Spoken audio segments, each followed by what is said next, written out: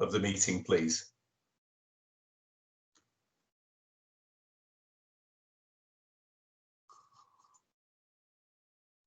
Meeting is now recording, Max. Thanks very much, Jackie. Thanks for the confirmation. Okay, welcome back, colleagues, after our short break to the Board of Directors at Bradford Teaching Hospitals. We've got to item 14, and colleagues have had a paper outlining the model for the delivery of vaccines in our area and the responsibility taken on by our Chief Nurse, Karen, to lead that programme.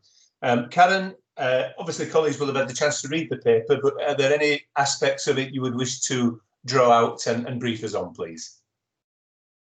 Thank you. So just to reiterate around our role as BTHFT in this, and thank you to board members that came together very quickly to agree a number of actions for me, I think last week and a couple of weeks before that. So we are the lead provider at Place. That means that the assurance in relation to workforce suitability and all financial matters for the community vaccination centres and for hospital hubs sits with us. So PCNs are different, and they go through directly to NHS England with their commissioning arrangements, although Nancy and I as joint SROs do have some oversight of that. So since this paper's been brought together, a number of key things to note. So one is the Community Vaccination Centre is being operationally managed by Bradford District Care Trust. As such, they will be registering the site under their CQC licence and not ours. So originally we thought it was going to be under the our terms and conditions with the CQC, but it will now be the Care Trust. The Care Trust will give us regular assurance, and as part of the governance process that is set up at Place, and that's detailed in the paper, and the steering groups that we got in place, we will monitor that, and I will bring regular reports back to board. The main changes since we've last talked about this are twofold, really. One is in relation to second vaccines. We were trying to give people second vaccines 3 weeks apart. So that was the initial guidance. That then moved to giving second vaccines 12 weeks apart. The rationale for that, and it's a national directive, is that it's for every 250 second vaccines that are given, that means that 250 people don't get a first vaccine and could actually cost one life. And those were the headline figures that were talked about, and the reason why we've taken this approach nationally, so to get as many people covered with first vaccines as possible over the next few months. The way we bring people for vaccines is based on something called the JCVI guidance, and that is detailed within this paper, and it shows categories of 1 to 9. So we are currently bringing people in as a Place, so across Bradford and Craven, to those groups of 1 to 4. So that is over 70s, over 80s, people that are classed as clinically extremely vulnerable, and then health and social care home workers, including people within care homes. So we've at pace been rolling out vaccinations into care homes. The hospital hub here at Bradford Teaching Hospital since the 14th of December has given probably by now 9,000 vaccinations. Some of those to over 80s in the first week to help mitigate some of the inequalities that exist within our city, especially in the inner city areas, to offer vaccines to over 80s. But then mainly to staff that work in care homes, social care workers, and also to our own staff and staff at other neighbouring hospitals. So we have to date vaccinated just short of 4,000 BTHFT staff, which is huge progress, and we believe with the capacity that we've got, we can move towards vaccinating and offering vaccines to all of our staff by the end of January. that does then bring into question where we go next, and we are looking at different ways to keep people coming through the vaccination hub, and actually looking at bringing in more clinically extremely vulnerable patients that might be under the care of our renal team or gastroenterologists. So I will pause there. I think it's quite a comprehensive update. I can't go into the details of all of the figures at this moment in time because it's held on a national central database called Foundry, of which we're only just starting to get some reports out of. But I'm hoping to bring more detailed reports, breakdown by staff group, breakdown by ethnicity and other demographics of our own staff. So I'll pause there and take any questions. Yeah, it's a very detailed report, Karen. Thanks very much indeed for that. I can see that Julie and Barry would like to come in. So Julie, would you like to come in first? Please, Karen. So great work, great numbers. How's it going with uptake? So we know from the flu vaccine, not all staff want it. What's the kind of percentage uptake figures? Can we tell that? Yeah. So the way we've rolled out, so we targeted staff in the very highest groups at first. We've then sent out a general URL link for booking. So we can see which cohorts of staff are booking on, and we can see that slots are being taken. Anecdotally, there are pockets of staff who are not keen to have the vaccine. And we're looking at how to mitigate that risk. So, for example, even though I think it was something like 25% of porter and domestic catering staff, non-registrant roles, had taken up the vaccine, there were still pockets of staff that weren't getting the messages out how to book for vaccines. So we're doing some targeted work with those groups of staff, going to them, getting them to book, talking through any fears. There's also, and this isn't just BTHFT, this is probably a local and a national picture of younger people, reasonably fit and well, who are unsure of longer term effects of vaccine. So it's not quite fake news. It's people that are genuinely saying, well, hang on, this vaccine's been developed in months. These things usually take many years. How safe is that for me, and how do we know the long-term effects of that? So again, there is some work to be done with this group of staff, particularly when these younger fit and well people, if they do catch COVID, probably one in three of those wouldn't have any symptoms whatsoever. And that's a key message that I get across to people, you know, well, you might be fit and well, but you do know that. So we're looking at wider communication with these staff, going to the staff, not just relying on technology to book, but also really facing up to any fake news and getting messages out to staff as well. Thanks, Karen. Thank you, Julie. Yeah, and there's a good point made in the chat from Pat, Karen. There's a staff Q&A session indeed today, isn't there, to try and encourage a better flow of information. So, yeah, thanks very much, Karen. And Barry, would you like to come in? Yeah, as an item of curiosity, I just wonder whether at trust level or at place level, how are we fixed when we reach week 12, when those that have received the first dose need to be served again, whilst at the same time continuing with some more dose 1 patients? Do we have the resources available to handle both of those? Yeah, so capacity-wise, we think we've got capacity to deliver around about 55,000 vaccines a week. How we designed the hospital hub, for example, in the first instance, was that for the first 3 weeks, we just had 1,000 people come into vaccination, because at that point we were working on people getting the second dose at 3 weeks. So then on week 4, we then doubled our number, so that 2,000, so you still get 1,000. And then from the 1st of February, we'll have our community vaccination centres online as well. So there's a number of ways we're approaching this that allow us to ramp up capacity. So we've got 10 PCNs now up and running. We've got the community pharmacists planning on giving around about 5,000 vaccines a week. We've got a hospital hub here at BRI, one at Linfield Mount, one at Airedale, plus 2 community vaccination centres that will be at Jacobs Well and what was Bradford College.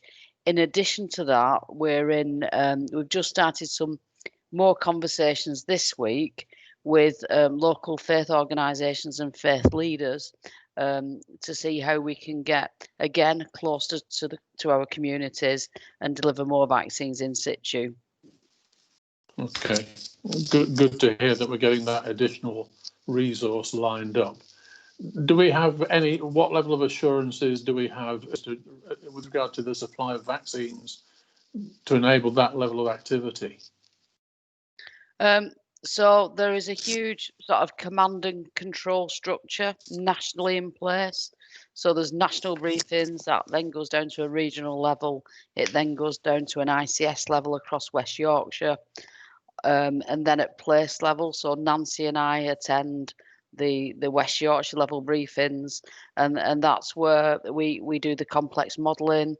There's a breakdown by staff groups, population groups, what's required, and that's how the vaccine supply is controlled and released. So the vaccine supply is given to demand and need. Right.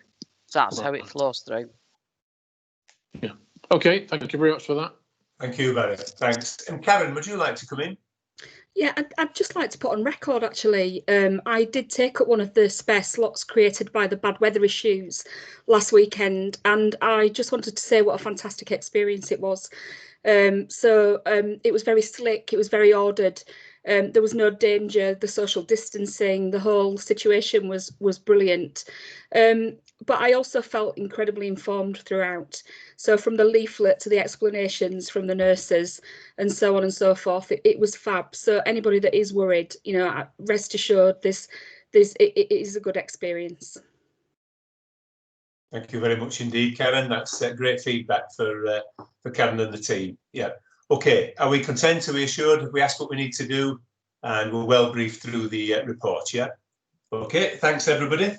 If we move on now, we've got finance and performance, people partnerships. I'm conscious Selena has, I think, a 12:30 meeting, Selena, something like that. So I'm wondering, Pat and Saj, would it cause any difficulties if we moved to people now and took Pat's briefing, staff wellbeing and resilience, and for Mel to tell us about the Equality and Diversity Council? Selena, I realise you might have to drop off the call, but I thought we'll try and get some in while you're here in case there's any issues you want to raise. Do you have any questions or comments you want to make yourself, Selena, before we start on people? No, I think only that I am the wellbeing lead, and the conversations that I've had with Fahim in terms of what we do in terms of resilience and recovery of our staff group. So I think Pat will pick that up anyway. That's great, Selena. And I think you've confirmed to me that you and John are able to join the national conversation regarding the Wellbeing Guardian role. So for board members to note that at the moment anyway, Selena and John are available to join that national conversation representing our trust. So thank you for that, Selena. Pat, shall I pass to you to bring to our attention anything we need to know and to take us into the first item on staff wellbeing and resilience? Yeah, sure. Thank you, Max. So in terms of the dashboard, there's obviously not much new in terms of what we discussed at Regulatory Committee, but I thought I would just really pull out staff sickness absence, because that does then feed into the paper on wellbeing and resilience. So you'll see from the dashboard, sickness absence continues to be challenging. And our in-month absence in November peaked, and we've heard from Ray earlier that was obviously when we saw our sort of second wave. So we were looking at sort of 2.7% COVID absence, 5.1% non-COVID, along with 2.65 staff isolating. So we were in November looking at a sort of total absence rate of around 10%. Those figures have come down in December, but sort of early indication is they are sort of moving up again in January. within those figures, we are sort of managing around 46 staff who are on long-term sickness. And those are staff who are actually have had over 6 months absence. And again, the primary reasons for absence are sort of infectious disease, which is the ESR recording term for COVID-related absence, and anxiety and stress, stress and mental health issues. So again, that is quite a significant shift if we looked at a position this time last year around our long-term sickness, sickness cases. In terms of where we sit against other trusts, our absence rates are actually similar to Leeds, Mid Yorks and Airedale, certainly in terms of November and December absence. So again, no huge variances in terms of absence rates across those Wyatt trusts. That was all I probably wanted to pick out from the dashboard, unless anyone had any questions. That's fine, Pat, thank you. So again, just returning to item 9 for the dashboard information, is there anything arises from those metrics that anybody would wish to seek further detail on? No, I think we're content. Pat, shall we take the paper on staff wellbeing and resilience, please?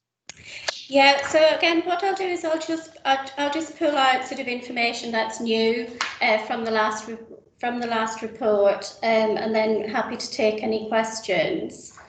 So in terms of engagement metrics, we opened the pulse survey at the end of December, and that's very much a sort of snapshot survey in terms of how staff are feeling around health and wellbeing, around the health and wellbeing resource that is available to them, how they feel about the leaders in the organisation, what confidence they have, and gives us a bit of a benchmark in terms of anxiety, motivation, how people are feeling.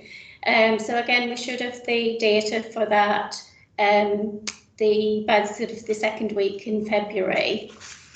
Our staff survey obviously has finished, and you have got the data there in terms of our response rate at the end, which was about 6% up on the previous year.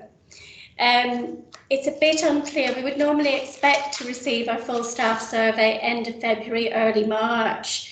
The information on the websites are saying spring, so it's unclear when we'll actually get our full results. So we're hoping that by spring they do mean March rather than April. Otherwise it will be a long time since the survey was run. In terms of health and wellbeing of staff, we do continue to revise and update our advice to staff in line with the changing national position, and particularly aligned with the lockdown 5th of January, and then the request again for staff to shield from that date. We can't, obviously you've heard from a number of people that pressure on staff continues, and it is very difficult for people, particularly for frontline clinical staff. So we sort of continue to message around rest breaks, around people taking breaks, around people taking annual leave, and ensuring that people know what support is available and how they can access that support. In terms of national provision, the support that was to end at the end of December, in terms of the national helplines, the health and wellbeing apps, etc., have all been extended until the end of March. But what we're actually finding is a lot of staff want to be able to talk to somebody, and it's not their preferred mode to sort of, to go onto an app. So we have, in terms of sort of psychology support, we have psychology drop-ins still to ICU under red wards. we have the OD team sort of doing regular drop-ins in terms of how can we help you, what else can we provide. And obviously from a senior management perspective, that's also been happening. In terms of provision, we have increased our occupational health provision due to the pressures on the OH service, and to try and negate any long waiting times for staff. So we have been able to increase both our medical and nurse provision. And we also, pending recruitment to our staff psychologists, we have got a referral system with Bradford District Care Trust where we can refer staff to their psychology service. Sort of from the last report, we have got the first group of people trained as peer supporters from the charities bid that we were successful in, and that has augmented our listening service. And again, that service, those people are sort of being used as immediate support in wards and departments. And are focusing on both looking after the self, looking after you as an individual, and looking after others. And that service is going to be promoted over the next few weeks. We're also sort of doing some work in terms of raising the profile of disability equality in the Trust, which you may have seen through the Wellbeing Wednesday Bulletin. And that's very much looking at sort of culture change, where staff feel comfortable to talk openly about their disability and be supported.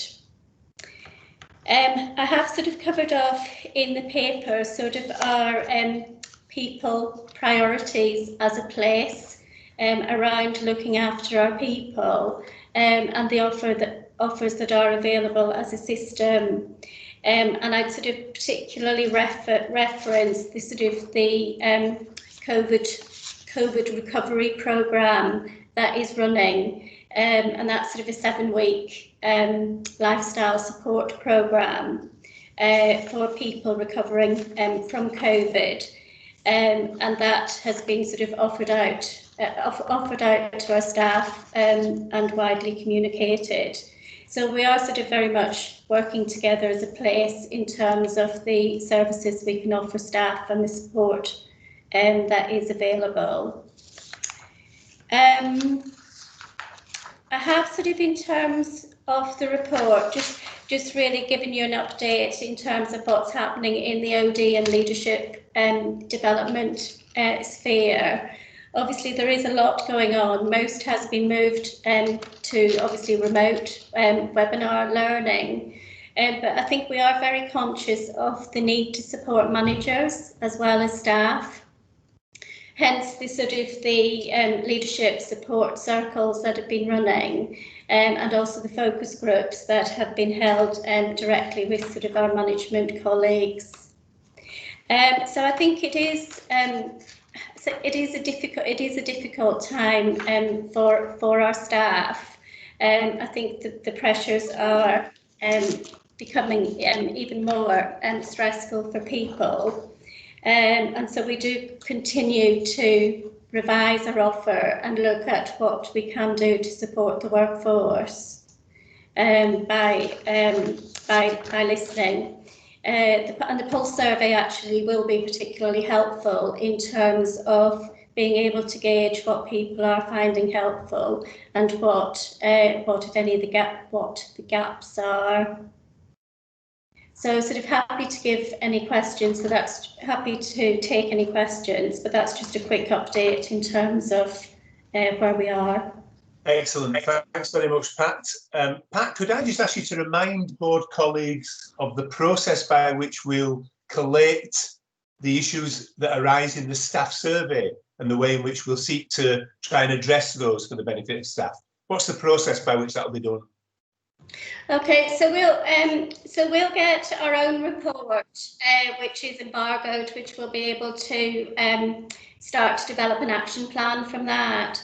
And then the board will get the full benchmarked report, with our proposed action plan and priorities for action. Great. Thanks very much indeed. Thank you. Looking to see whether there's any questions or further detail required of Pat in relation to staff well-being and general people issues, and I don't think there are. So that's great. That's very helpful, Pat. Thank you for that thorough report. I'll pass to Mel now to advise us regarding the formation of our Equality and Diversity Council, please, Mel. Thank you very much, Chair. So this is on the agenda because we agreed it would be a standing item, but it is the case that the Equality and Diversity Council hasn't yet met. It meets on Tuesday, officially for its first meeting in its new sort of iteration. But in advance of that, KES has held a focus group, obviously virtually, but 45 people attended that focus group, and that was to try and help inform some of the priorities that we might seek to discuss on Tuesday in terms of the areas of action that we would want to address. And just to remind people of the kind of three-pronged approach that we intend to take in the work of this council.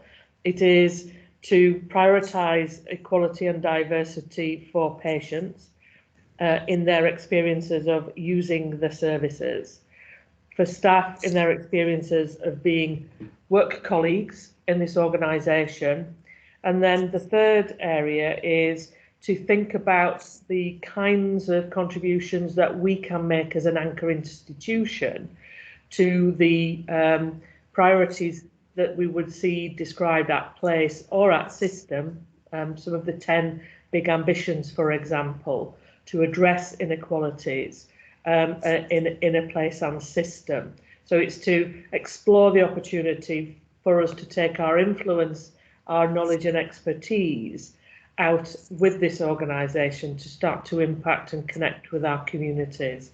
So they're the three areas, and there's some nice things that KES has been able to feed into the conversations that we'll start to have on Tuesday about that.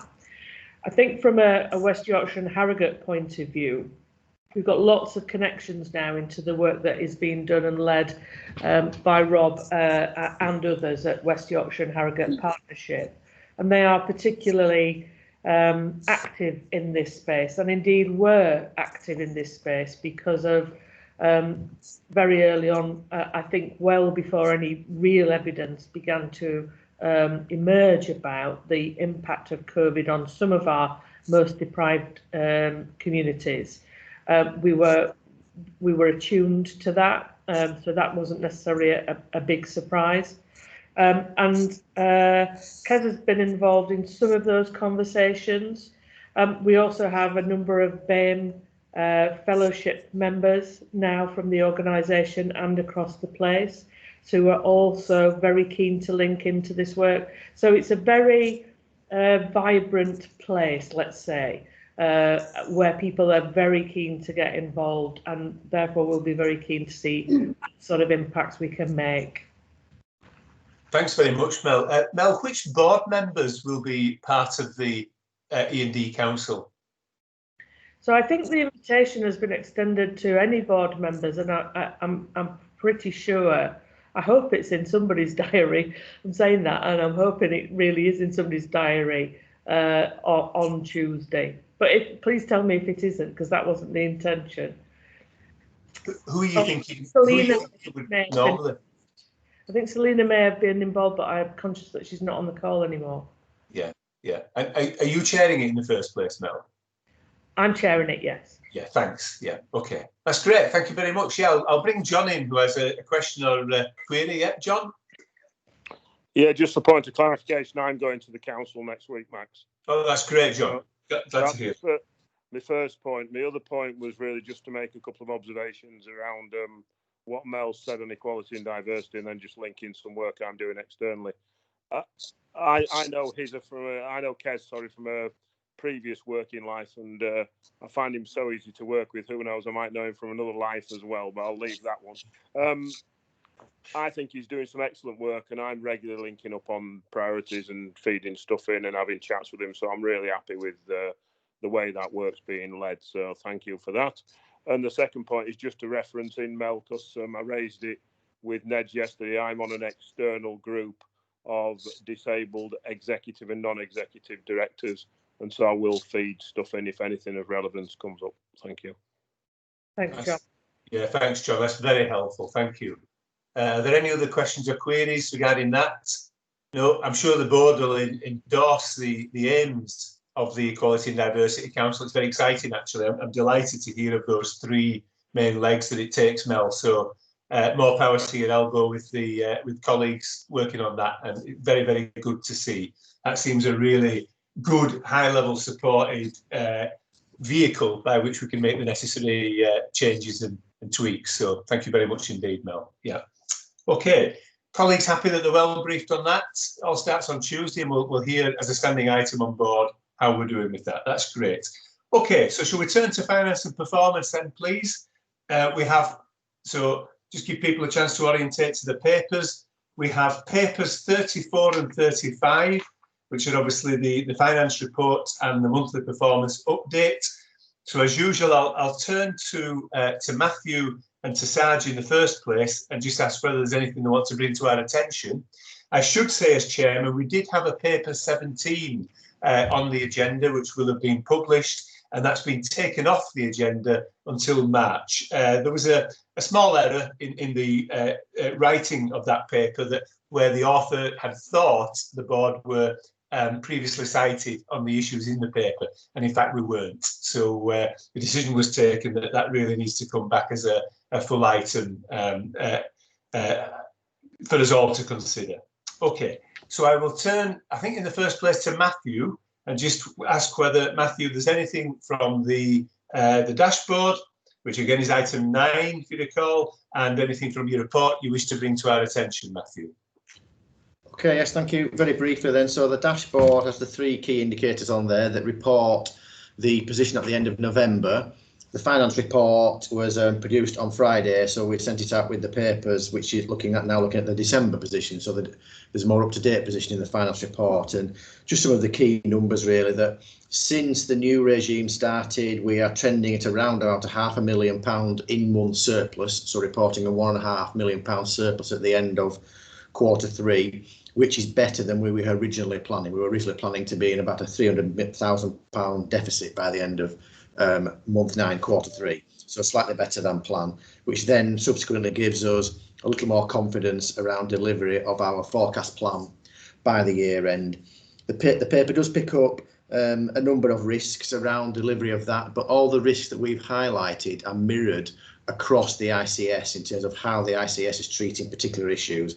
One being the elective incentive scheme, whereby we took a penalty in September, only around about £100,000 as a result of the elective incentive scheme. But since October, we have triggered the thresholds around where we subsequently wouldn't apply that penalty. We've had more than 15% of our bed base occupied by COVID patients, so we haven't subsequently received any further penalties. We have a number of technical accounting risks around potential future financial liabilities. One around what they call the Flowers case, which is how untaken annual leave is being treated. And again, we're taking a view at the ICS level on that and having a discussion on Monday how that might be treated. We're subsequently reviewing our annual leave provision over the COVID pandemic, and have we provided sufficiently in our position for that. And as I've mentioned previously, there is a risk across the Bradford Place, not from the provider side, but more from the commissioning side, where they have got an underlying financial risk for the remainder of the year. But as a place, we're going to come together and see how we can basically sort ourselves out and move money around to make sure everybody at least breaks even. So as a place, we're reporting a break-even position, and we're still working on the mechanism as to how that might work this year.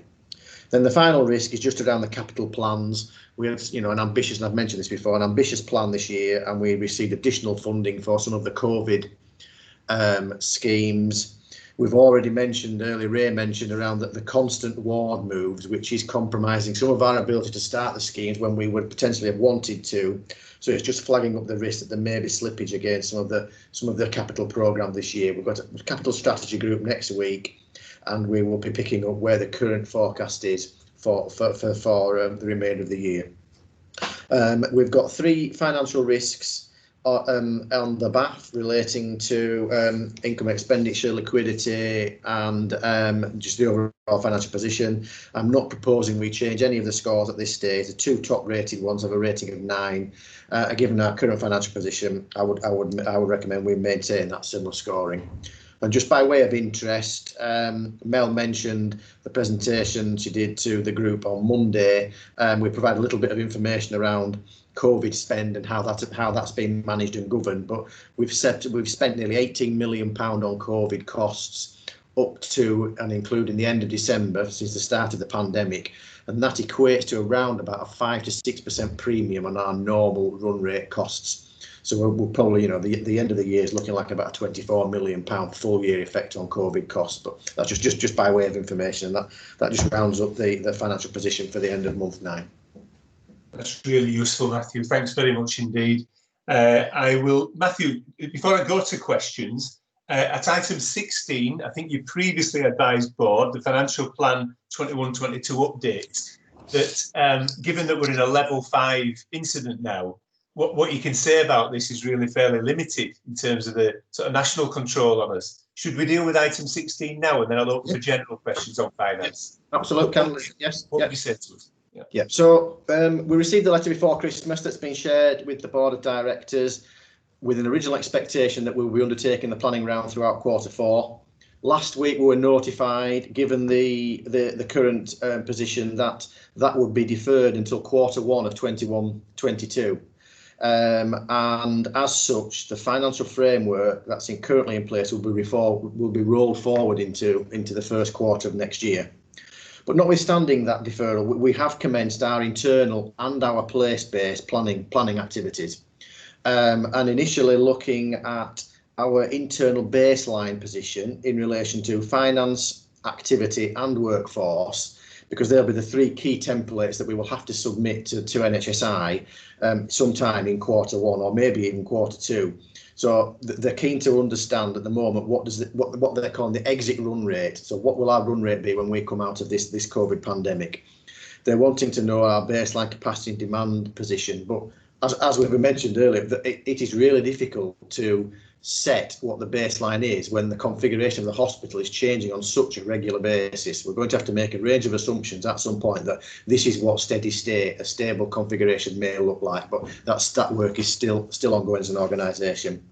And Mel mentioned that we had a useful discussion last week around the priorities that we as an organisation would want to consider for 21-22, very much aligned to the priorities that were in the letter that we received before Christmas.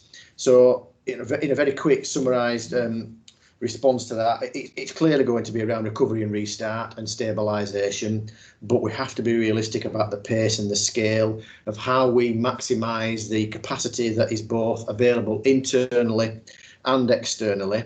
But Ray made a very good point when we were having the discussion, and we must learn from the original restart plan. There were some key lessons from that process, to making sure we build on those. There will be absolutely a work stream around access, looking at addressing the inequalities, but also our plans and thoughts around hospital without walls and the virtual hospital. But we'll be arranging meetings with engagement sessions with all of our CBUs to understand their aspirations, but also to understand how they've embedded some of the innovations and the learnings from the pandemic to help with managing our overall capacity. We've clearly got our ongoing ambitions around moving to outstanding, plans around delivering the people plan and focusing on staff and health and well-being, and then our active participation in the Act as One programme. So very much the 5 or 6 priorities that we might, and clearly this is work in progress and it will evolve, but very much aligned to the national letter that we received before Christmas.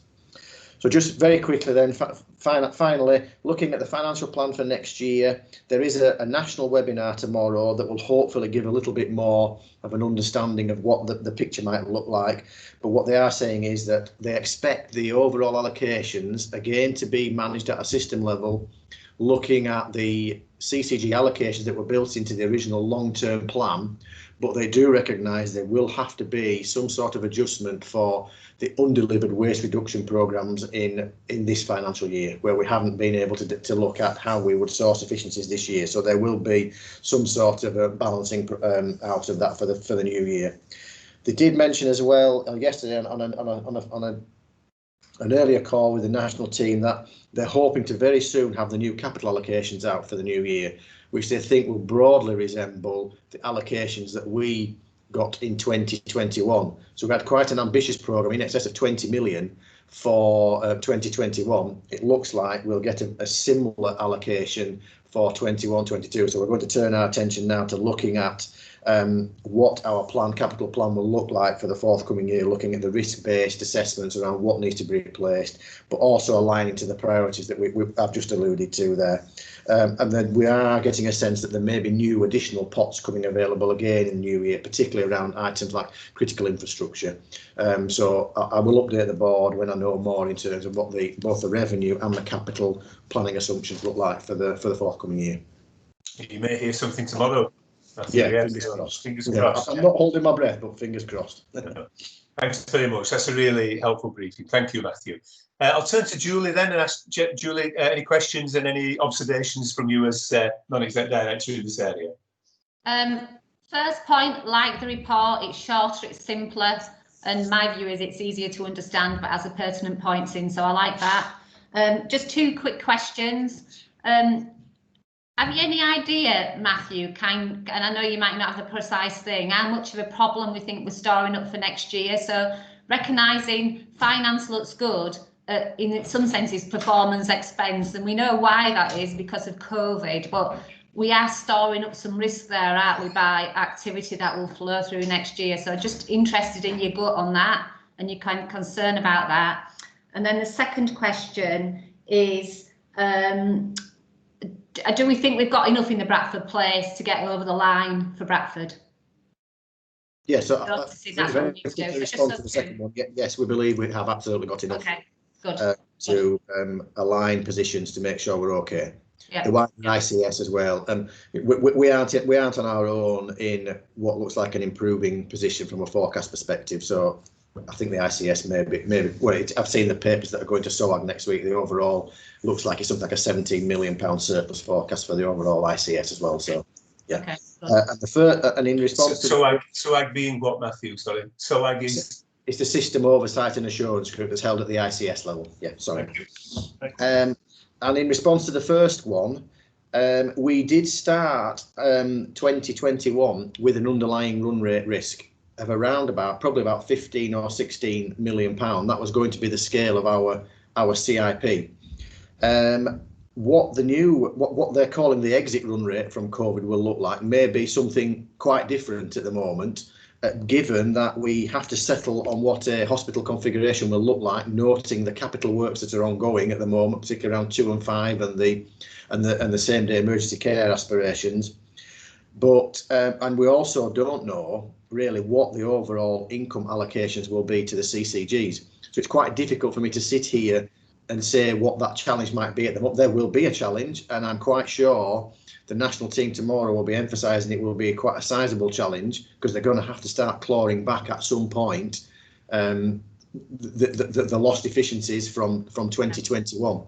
But I can't sit here today and give you a definitive figure. When we've got a clear set of assumptions across both probably place and ICS, and we translate those into understanding what that means for our run rate, I will be in a better position. But that may actually be in Q1, Julie, when we've got a bit more of a sense of what the position looks like. I just think it's helpful that we clock that risk. So we look how we're doing this year and good, we'll get above the line this year. But I think we clock that risk that as we move optimistically into a more normal world, we have got that risk. And I just think we need to clock that. Thank you, Matthew. Noted. Thank you. Thanks, Julie. And Barry, a query regarding finances? Yeah, Matthew, in the year-end forecast slide, it points out that because of lower than planned levels of elective and other restart activities, we've got some non-recurrent underspends in prospect. But then make the point that if elective activity actually increases beyond what we currently expect, then those underspends will disappear and there'll be a need for efficiencies and savings. Clearly, we're getting very close to the year end, so there's not much room to react.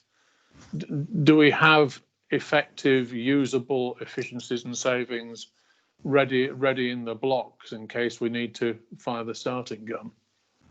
Yes, I think in fairness, Barry, I would probably translate that into we would utilise the in-month surpluses that we've generated for the first 3 months to offset any financial risk. I think I agree with you. It's highly unlikely we would turn on any efficiencies this year, but we've already stored up a little bit of headroom throughout quarter 3 and likely month 10 to support any overspends in February and March. But in reality, I think we're being ultra cautious in some of the narrative we got in the report. It's hard to envisage where we would turn what is currently a surplus position into a deficit position. Right. Okay. In previous years, we've had lengthy discussions about the binary nature of achieving control totals or not. Clearly, we're in a slightly different environment now. But if we fail to hit our plan, what implications or sanctions, if any, are there? So the implication would be if we say we got to the end of February and it looked like there was a real risk to our financial position, the initial discussion will be at a place level to see what the overall place position looks like, but then escalating that to the ICS level. And I mentioned earlier, at the moment, we aren't on our own when we're reporting a favourable underlying position at the moment. That's been mirrored across the ICS. So we would, if we were unfortunately in that position where we looked like we were going to struggle, we would be having that discussion at an ICS level to see how we can help each other out. And in fact, one organisation has already flagged that they have got a financial challenge this year, and the focus of attention at the ICS Director of Finance meeting on Friday morning will be how do we as a system help that one individual organisation. Okay. Yeah, that's fine. Thank you. Thank you, Barry. Thanks for that. Okay, so I'm going to assume we're assured on finance now. People have had the chance to ask the questions. Thank you very much, Matthew, for the detail. And I'll turn to Saj. Firstly, I'll begin by thanking Saj, given that we're at a public board meeting now, for the detailed briefing provided to colleagues on the 14th of January regarding recovery and restart. That was extremely helpful, particularly to non-exec colleagues, and of course was the first briefing of the new year. So again, Saj, I'll turn to you and just ask whether anything you'd wish to bring to board's attention from the dashboard, opportunity for questions, and anything from the performance report that you'd like to draw out, please. Thank you, Chair.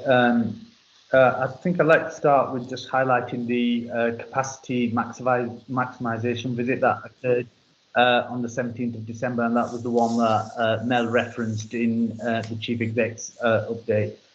So this was a visit that was undertaken by a Chief Exec colleague called Leslie Watts, who's the Chief Exec down at Chelsea and Westminster Hospital, along with 2 other NHSI and E colleagues.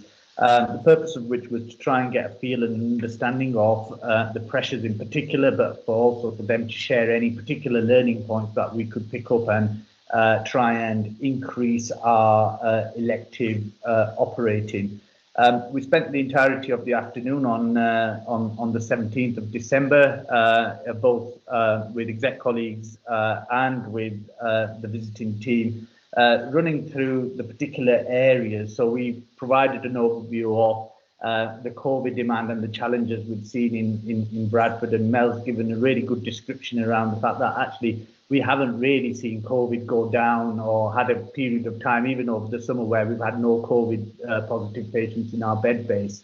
And so we provided some context to the challenges we experienced. We provided some context to the estate challenges that we experienced being a single site hospital. And we also provided an update on some of the innovative work that our ICU teams and our clinical teams have been doing in terms of the way we've been managing COVID and the reliance and use of NIV as a first-line treatment, which actually clinically seems to have given us better outcomes as results as well. That was followed by a physical walk around of the site. I must say they were really impressed with the command centre. I think they were blown away by how we manage our patient flow and we keep patients safe. And in particular, I think my take-home message was when Karen had shared a hotspots sheet, which is an electronic tool that our team and our command centre use, where we can identify any risk or where we've got high prevalence of COVID positivity, and therefore that's probably helped us in terms of our nosocomial infection rate. So that was a really good area of focus, and I think they'll be taking that away as learning to share with other organisations. In reality, though, there wasn't a huge amount subsequent to that visit that they've been able to come back with. In fact, I don't think there's been anything that they've been able to come back with to highlight to us that actually you should be doing this in terms of increasing your elective activity. So that, I think, just gives us further assurance that all of the things that we've got in play and all of the sort of activity levels that we're trying to do and how we're managing our elective programme and recovery with the independent sector actually is probably the right way that we're going around it. So that was just to give you a bit more detail on that visit, and it's as Mel had referenced it. In terms of the dashboard, obviously non-exec director particularly would have got the in-depth review at the focus performance update last week. But just for purpose of completeness, I'll run through a few of the slide areas and then I'll open it up for questions from my perspective. So the data that's contained in the report relates to November 2020 position for all standards except for cancer, which relates to October. So for emergency care, I might thank you for highlighting already at the start of the meeting where we find ourselves as an organisation. During November, we delivered a performance of 86.43%, which is actually an improvement on the October position, which was at 85.76%. And as you can see from that statistical process control chart on the left there, that we've managed to maintain the significant improvement in performance when you compare November to November last year, and when you compare October to October last year. And that's fantastic because particularly as we were seeing the second wave peak of COVID, and so we've already referenced approximately 170 to 180 patients in our bed base. So that was in November as well. So to have delivered an improvement on the performance for emergency care standard, whilst having that volume of COVID positive patients in our bed base, obviously is down to the hard work of the clinical teams out there. In terms of referral to treatment, our overall performance improved from 70.47% in October to 70.52%. So a very small increase, but an increase nevertheless in November. We do know that the impact of COVID has resulted in an impact on this performance standard because we are focusing our attention on the priority 2 and mainly the cancer elements of the elective work that we've got coming through. But as you can see to the right of that statistical process control chart, that our position actually is very favourable when you compare it to Yorkshire and Humber as well. So just to highlight that out. In terms of 52 weeks, because of the fact, and I've mentioned this previously and in some depth last week as well, because we're concentrating on doing the right thing by our patients and focusing in on the clinical priority of patients, our 52-week wait patient numbers are increasing. So on this current report, you'll see that we are declaring greater than 1,400 patients who waited longer than 52 weeks. That figure has deteriorated further and currently in excess of 1,700 patients. Again, like I say, I can give assurance that we continue to clinically review and prioritise our waiting list, and we follow the national surgical prioritisation guidance. The other thing we did there in the report last week was highlight the clinical review process and the harm review process that's been developed as well as we speak, where we're going to focus in on specific pathways and audit a sample of patients just to ensure that actually we're not causing any undue harm. So that process is underway and in development. If I move on to cancer 2-week wait, again, Matt, thank you, you've referenced this as well earlier on. We're actually compliant with the national standard here. We're better than the Yorkshire and Humber average there as well, and we delivered 93.77% of our patients are being seen within 2 weeks of referral from GP, and that position continues to improve and remains really strong. In terms of the cancer 62-day position, the performance position for October was 66.84%. But what's pleasing to note is that the over 62-day patient has reduced from a peak of 177 down to 85 at the end of November, and that has further reduced subsequent to that as well. So we are at around 65 to 70 patients currently. I'm hoping by the next time we come and report that will have been a further improvement on that number again. And that just highlights the fact that actually our prioritization is on the cancer patients, and that's why we're seeing that reduction down there. In terms of, if I move on to the next area, which is diagnostics. The diagnostic rate standard is a 99% standard across 15 modalities. We're delivering 65.26%. What you can see there is since April and May, we've had a month-on-month improvement, so we're headed in the right direction. What's pleasing is that the radiological components, so CT and MRI, are back to delivery within the 6-week period. We're hoping ultrasound will be in a position of back to delivery by the end of January. And the reason why the performance is where it is largely impacted. It's no different to what I highlighted last time. It's the endoscopy capacity and the impact that that's having on our ability to sustain the 99% diagnostic rate position.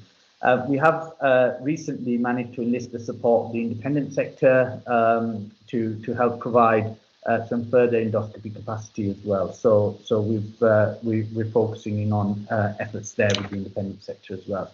And then lastly, the only other area that I'm going to highlight out of this board report is our long length of stay and overall length of stay work that we do. And the reason why I wanted to highlight the long length of stay aspect, so this is the graph which shows the greater than 21-day length of stay patients, is we can't do this alone. This is definitely with the help and support of our partners, so the MADAC team, the multi-agency integrated discharge team, really working effectively together to try and ensure that we don't have any patients stranded in hospital who don't need to be here. That slight increase that you're seeing on the graph from the October to the November position, we've looked into that, and that is patients whose acuity requirements and whose medical needs require them to be in hospital, as opposed to an increase associated with patients who are delayed in hospital.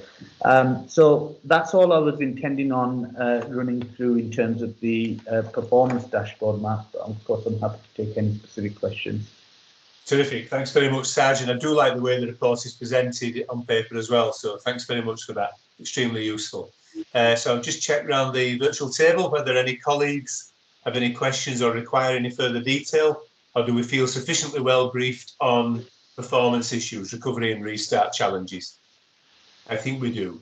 There are no questions. We will move on. Thanks very much, Serge. Extremely useful. Thank you. Moving into section 4D then, partnerships. I'll just ask John if he could bring to our attention anything in relation to the nature of our partnerships at the moment, John, that's particularly relevant to board members at the moment, and maybe to take us into the paper on integration of care as well that we've responded to. So I will pass to you, John. Yeah, thanks, Max. Happy to do that. And I think the two items do go together very well. So we'll segue one into the other. So first of all, on partnerships dashboard, I'm very conscious we've got a couple of new attendees for board today. So I suppose the point I would make, and I always make, is that actually partnerships is woven through a lot of the things we've already spoken about.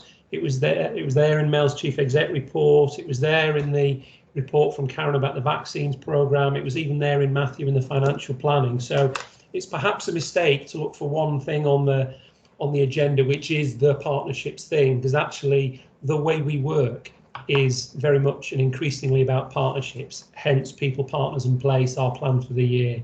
So I kind of wanted to make that point. I won't keep reiterating it, but we do produce a partnership dashboard, but it doesn't have a series of metrics in the way that the other items on the dashboard do.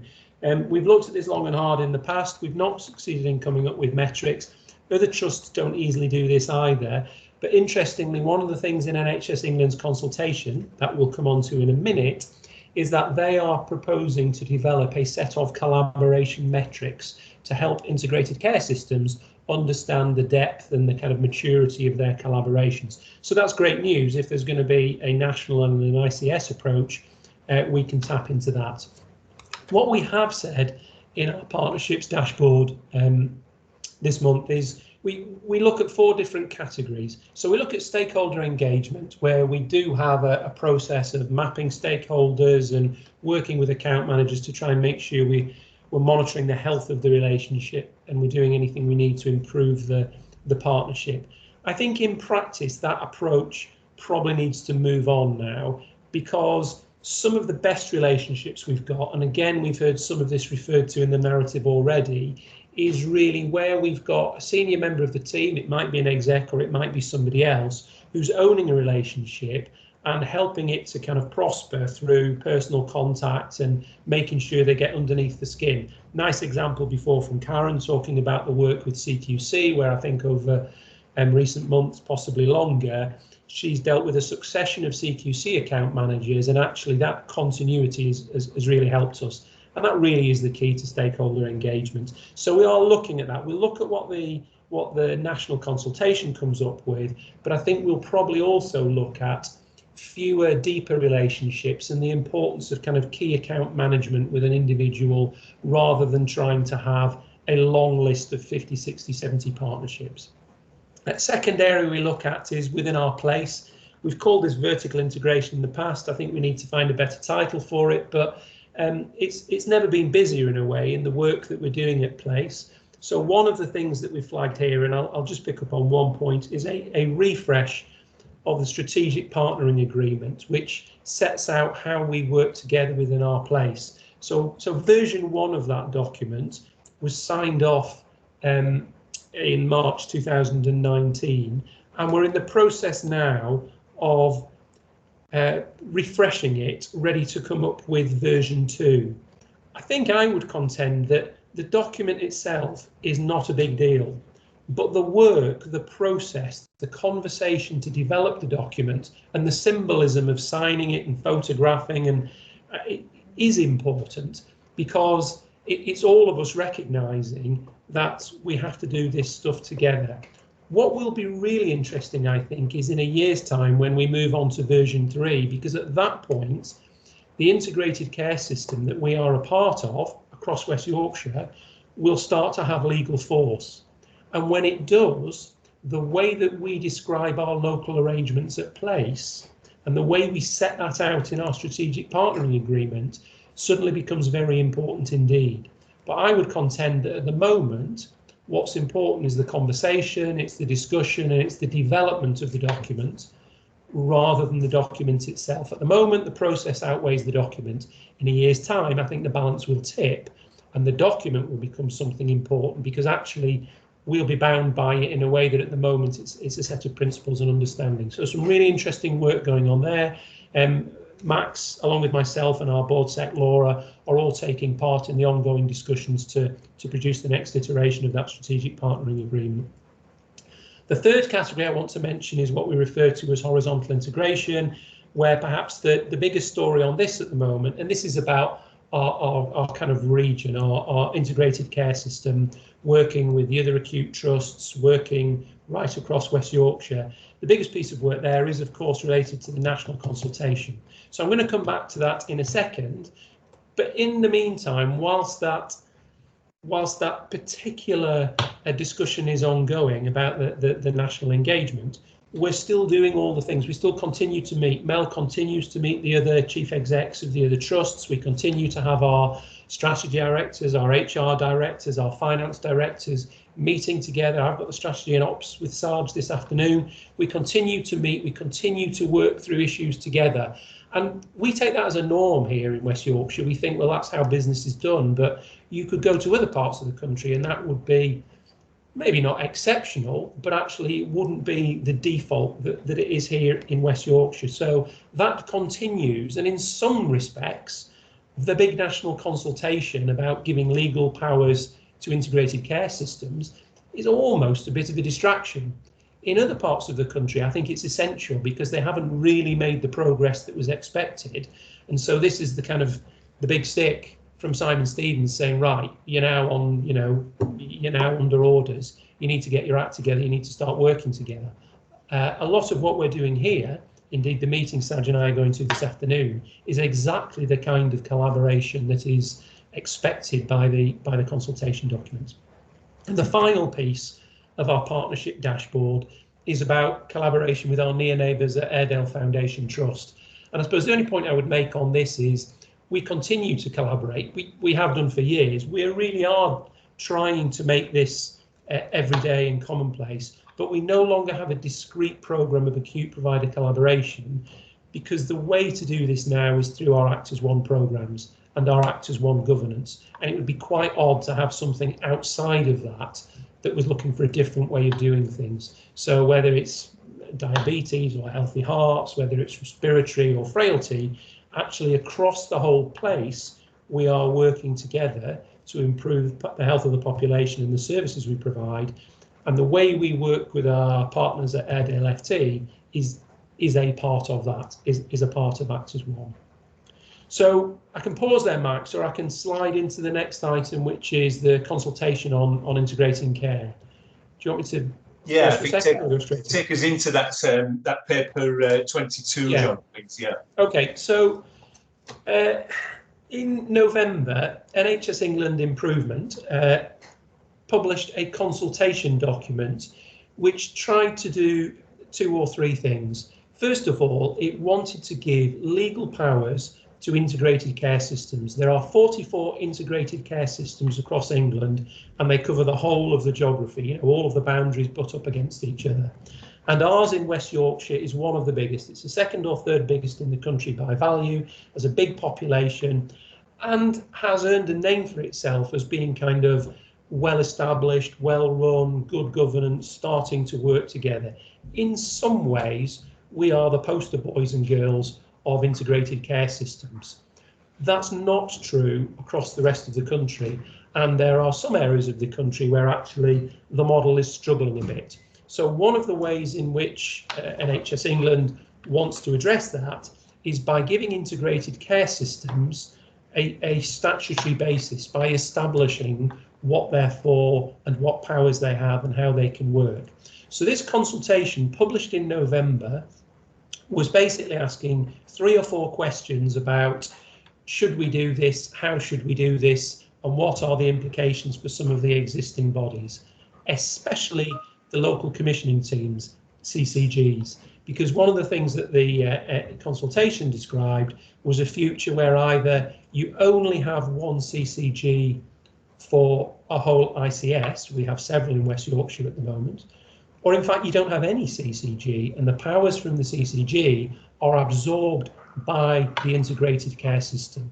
So there'll be a different way of doing commissioning, and whatever arrangements you have at place will be different from the ones we have now in CCG. Now I have to say, there wasn't a long time to respond to this consultation. I think the kind of industry standard is 12 weeks. We didn't have 12 weeks. There were only 4 questions, and they weren't very open questions. They were fairly clear that this was something that was likely to happen, and they were really asking for a bit of commentary on the how, rather than fundamentally, should we do this or should we not do this? I'm very pleased to say, and you would expect, that there was a lot of close working between our trust and the different networks that we operate within. So our Bradford and Craven Place produced a response to this consultation. The Association of Acute Trusts, WIAT, produced a response to this consultation, and the Integrated Care System for the whole of West Yorkshire and Harrogate produced a draft response. But there was lots of conversation going on, lots of dialogue between those different networks, so that we were confident by the time we had to respond on the 8th of January, these were aligned. They were pushing in the same direction, maybe some difference of emphasis or a bit of tone, but they were all pushing in the same direction. And you will recall, I hope, that on the 22nd of December, the corporate governance team here, we wrote out to you, board members, with an outline of how we thought Bradford Teaching Hospitals would contribute to this debate. So what we were playing in to those different draft responses I've already mentioned, and whether we should do a response of our own. And in the end, we did do a response of our own. It was very consistent with the YAT response, with the ICS response, with the place response, but we emphasised a couple of things that we felt were worth pulling out. One of them was about acute hospitals like ours being, if you like, anchor institutions, key partners in the membership of the place-based governance, because that's not explicitly stated in the consultation document. It refers to governance at place, but it refers to leadership without being very clear who that leadership is or what it is. And it lists some examples, but it doesn't list acute hospitals. So we thought that was an omission, and we highlighted that.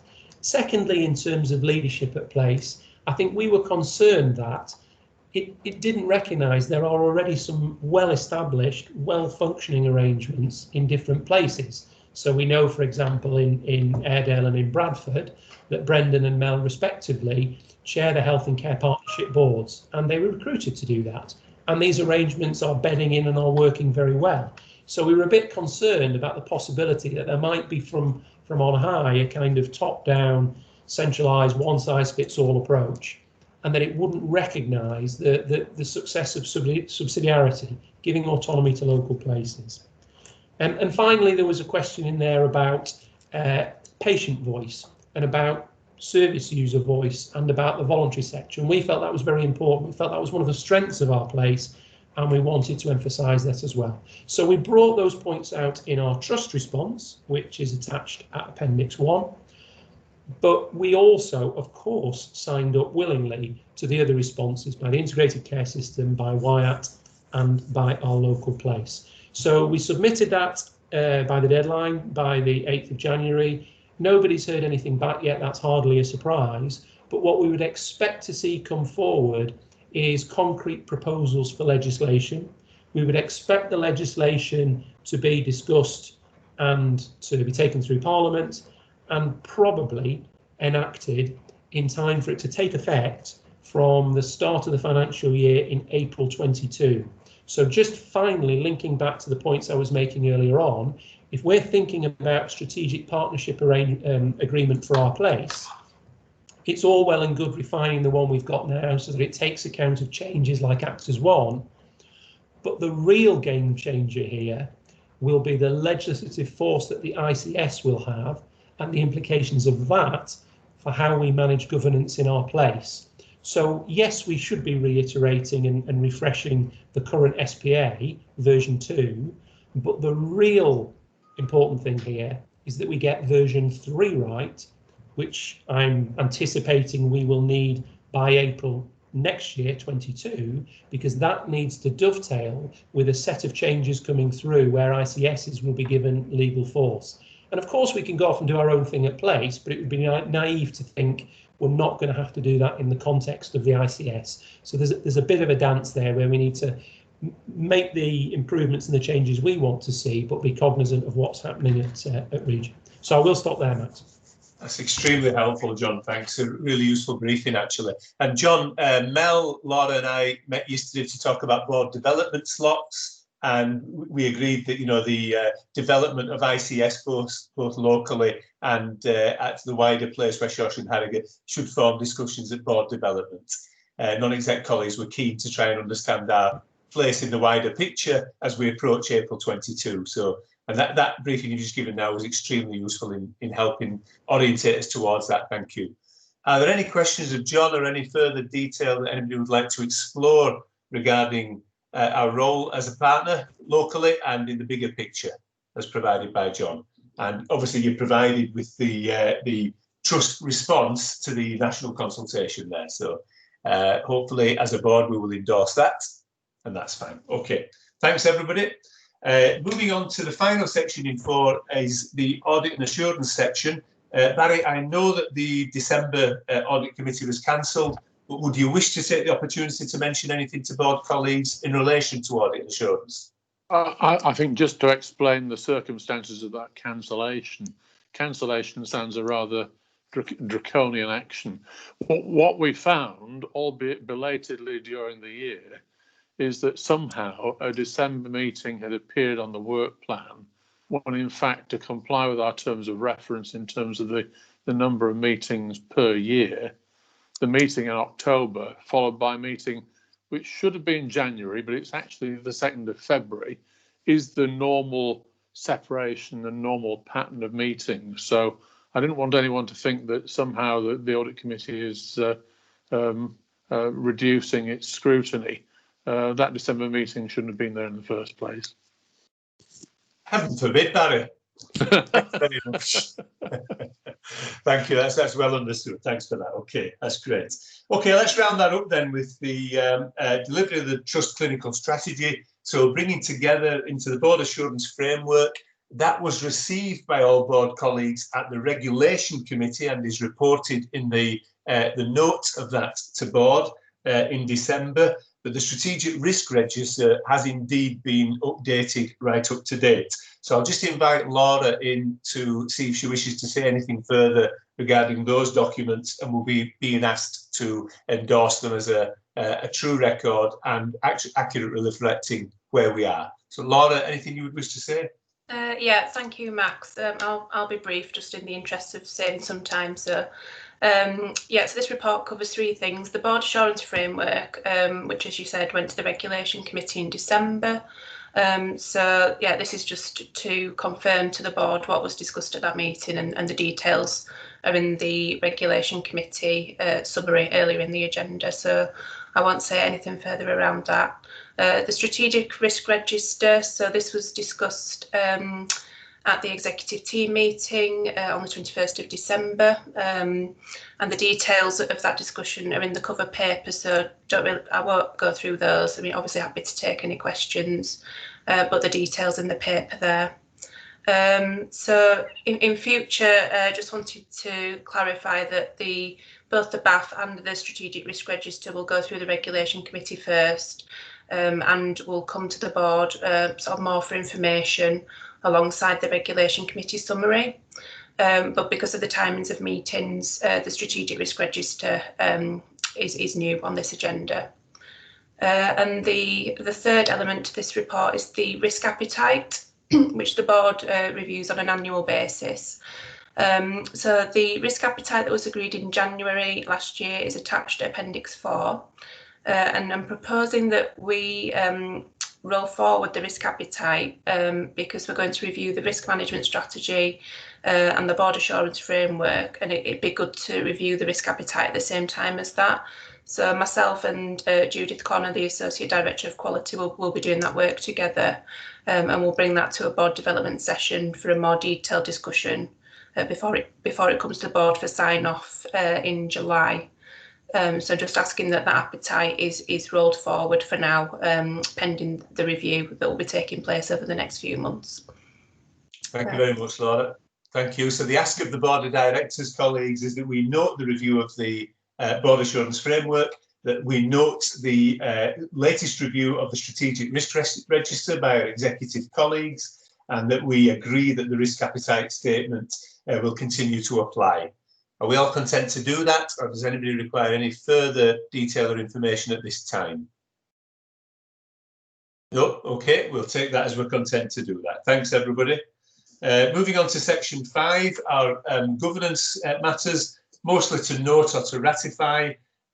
John, you're asking us to note the annual progress report regarding our green plan.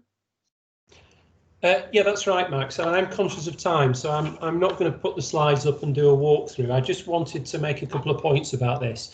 So the first thing to say is that the green plan didn't appear out of nowhere. It's not like we were not doing anything on sustainability and then along came the green plan and we've slowly started to put things in place.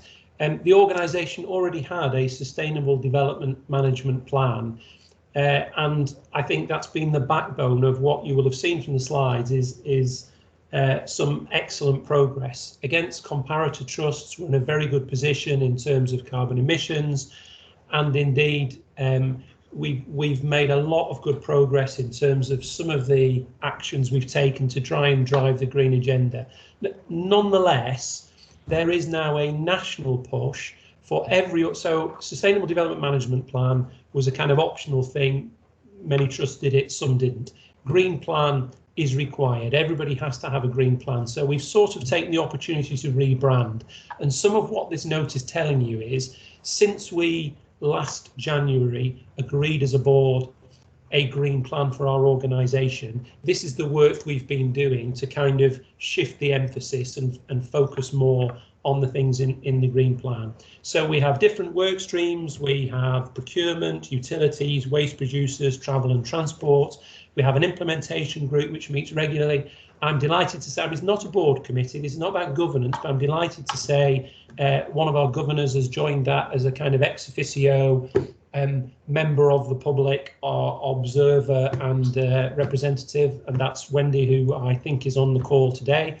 And that's been very helpful. She's given us a different perspective. It's been an interesting conversation. It's a bit of an experiment, but I think we all found it very helpful the first time we met together in that group. The one slide I would draw your attention to, and it may not be easy to see it in front of you now, I'm not sure, but there's a slide which talks about the scope of this work and the scope of the net zero carbon initiative. And this is a big deal because this does have legal force. And by 2040, the NHS has to achieve net zero for carbon emissions. And if we don't, we will have to offset. And that's going to cost real money. Money that would otherwise be spent on patient care, we're going to have to use to offset carbon emissions. And 2040 probably feels like a long time away. It's nearly 20 years, but it really isn't if you think about the amount of time it's going to take to kind of move the dial on some of these things.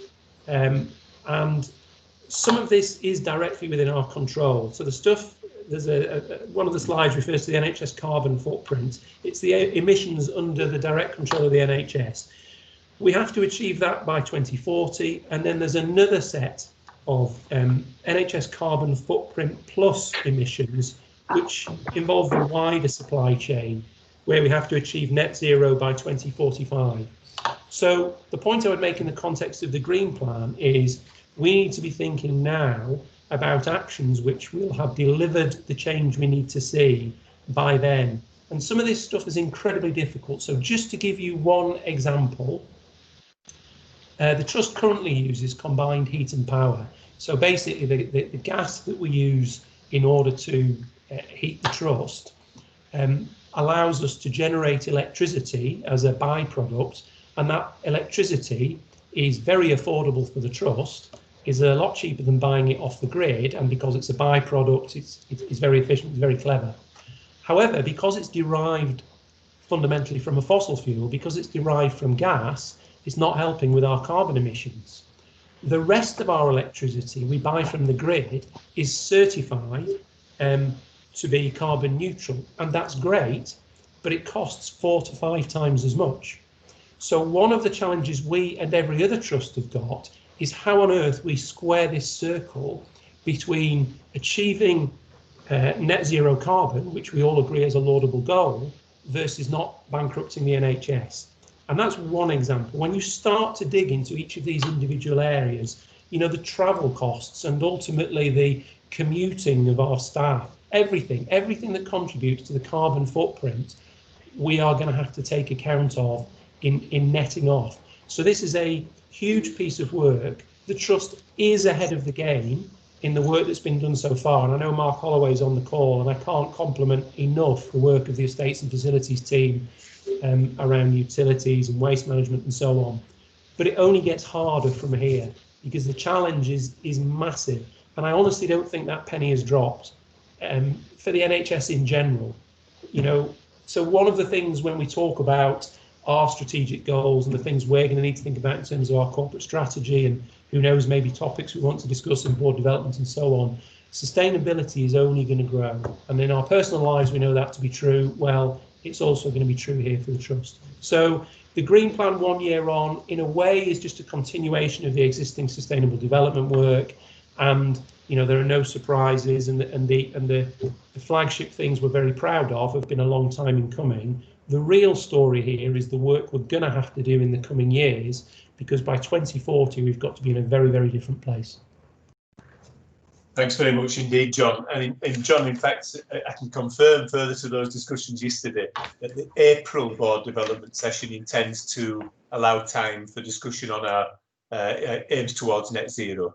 So thank you very much for that, John. Yeah. John's asking us to note that paper. Hopefully people did have a chance to go through the paper and the slides prior to board. Did any questions arise? Is any further detail required? Content to note? Yeah, okay. Thanks very much, everybody. We'll move to item 25. That's a request to Board of Directors, please, to ratify the 2 decisions that are noted in the paper that were taken by myself, 2 non-exec directors, and Mel, in accordance with proper process for emergency decisions. Laura, is there anything else you would wish to bring to our attention regarding the process by which those decisions were made? Yeah, I mean, just to say, Max, allowable under our standing orders is the provision to make emergency decisions between board meetings, and like you said, we followed that process. So it was yourself and Mel and 2 non-executive directors that made the decision, and we also informed all of the board members at the time about those decisions. So yeah, I don't need to say anything else. Thanks. Yeah, so our Director of Governance advises us that we've kept within proper process for these decisions. 2 decisions. One was the 11th of December, which of course was the us starting off as a vaccination centre ourselves, and then the 8th of January, which was the endorsement of Airedale and the Care Trust to be able to undertake their vaccination programmes. Do board members have they any questions or require any further detail, or may I ask that we all ratify the decisions taken? I can see plenty of nods and no requirement for questions, so we're all happy proper process has taken place. Thanks very much, everybody. We'll move now to paper 26, which is for information of the board and relates to the various memberships of non-exec and exec colleagues to our academies and the remaining committees. We should note, please, that the new allocations mean that there is a small change to the audit committee terms of reference that will have to be taken into account, in that the audit committee will have an additional non-exec director now, with Barry +3 altogether, rather than Barry +2 in terms of non-exec colleagues. And in relation to the academy membership and other committees, colleagues can see that the allocations were made in an effort to try and achieve a proper skills mix across all the areas, and further to discussions with myself through non-exec directors. And I understand, I think through John, that exec directors have had the opportunity to review academy and committee membership from their own perspectives. And I'm assuming that exec colleagues have seen that and are content. Does anybody have any questions in relation to that? I think the ask is simply to approve the NED membership of committees and academies, and to approve a minor amendment to the terms of reference. But I think in doing that, I'm also saying, can we approve board membership of those committees and academies, given that they also highlight the executive members. And I'll maybe just finish by that by saying we had a good discussion amongst NEDs at our informal discussion forum earlier this week, and look forward to setting up the academies and having those discussions about terms of reference, ways forward, how we're receiving reports, what the product of the academy is, how we're going to prioritise. Those sort of questions we're looking forward to, and I can confirm to board that all NED members are available for those initial meetings and discussions that are taking place at the end of this month. So that's good news. If there's no further questions, can I take it that we approve the membership matrix as circulated? It looks like we can. Thanks, everybody. And then I'll just turn to Laura to advise us regarding the Laura John regarding the draft board work plan for the coming year. Helpfully, we received some comments from Barry, which I think John you responded in person to. But is there anything you'd want to bring board's attention to regarding our upcoming board work plan?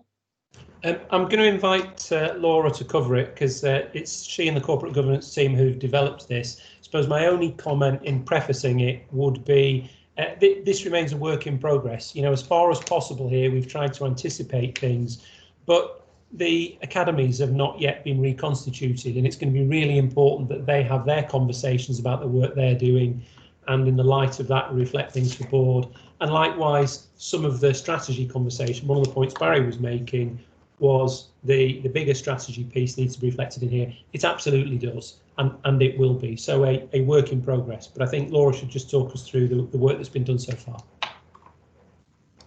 Thank you. Yeah, so yeah, as John said, it is a draft work plan, and there will be more to do to keep it up to date once we've developed work plans for the academies and the Regulation Assurance Committee. So we'll keep this under review on an ongoing basis and make sure it's aligned with those other work plans. I think just to flag, I think one change I've noted from the meeting is we need to change the E&D Council item to a standing item for each meeting, so I'll make that change. I think the other thing to highlight is that we're proposing that some items will just come for information, as I talked about under the risk items, so like the BAF and the integrated dashboard. So those items that are going to be discussed in more detail at the Regulation Committee, we're proposing that they just come to the board for information because we don't want to repeat the discussion, but we'll include them on the board agenda at the end for information to ensure that they're still publicly available and ensure the accountability in that sense. I think just to go through the queries from Barry, I think we've talked about sort of the fact that this is, you know, a working draft at the moment and there's more work to do. There's also a query around quality and finance and performance and providing assurance around key matters and risks, and I think that is what will be done at the Regulation Assurance Committee and will be reported through the Regulation Committee Chair's report. And again, Barry's talked about the items that are just for information, such as the board assurance framework, and whether that should be coming directly to the board. So I think the assurance is through the Regulation Assurance Committee, and we do want to avoid that repetition, but I do agree it might be useful to present the board assurance framework at least on an annual basis to the board for an annual review of the risks that are included in it, and as part of reviewing the risk appetite on an annual basis. But I would suggest that we don't need to bring it to every board meeting for discussion, because that can be done at the Regulation Committee. Thanks very much, Laura. Any questions or queries regarding that? If there's anything in mind, please don't let it go. We've still got time to pick up on that. So we recognise it as a moving feast. We've been asked as a board to review this as a draft work plan, which is Appendix 1 provided, and to approve that, accepting that there may be, and we should say that, accepting that there may be additions or amendments required. Laura, yeah? Are you happy with that? That's what's being asked of board. Yeah. Is that okay? Yeah, I don't think there's any real concerns. Thank you, Barry, for your note prior to board, which was helped steer the discussion there. So you can be assured that everything you've mentioned will be taken into account. Thank you. Okay. There being no other business, we come to the end of the open board meeting. Thanks everybody for your attendance and contribution and for maintaining the energy. I realise it's been quite a long meeting, but there's been a lot to discuss there. And given that we can all get together, I know we've gone for 4 hours, but thank you very much indeed for the level of detail that's been provided and the level of debate. Thanks. I'll invite colleagues to think about issues to add to Strategic Risk Register, escalations and CQC and corporate communications. But in the absence of anybody shouting those up now, I will note that the next meeting is Thursday, the 18th of March. Ask you to note that there are appended documents that hopefully you have read prior to our discussions now, and I'll bring this meeting to a close so that we can go into a closed board meeting, for which I think we've just got a little bit of time set aside. Okay, so I will close the open board meeting now. I will thank everybody for their attendance. I'll quickly look at chat because I can see there's something we put in there. Make sure that I'm not missing anything. No, that's good. That's obviously correspondence between colleagues. Okay, so open board has come to an end. We'll go straight into closed board, shall we? So if we can leave this and